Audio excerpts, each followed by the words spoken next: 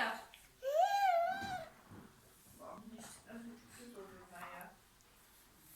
Sildin mi annem yerleri?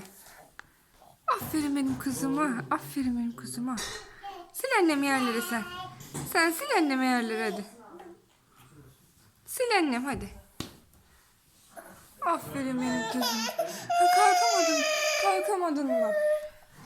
Kalkamadın mı? Hı, kalkamadın mı?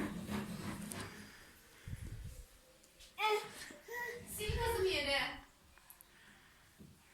Aferin benim kızıma. Kapıları da kızım, kapıları da. Oo, bir televizyon daha mı yapacak? Bezlerle. Hayır aşkım. Anneciğim hayır.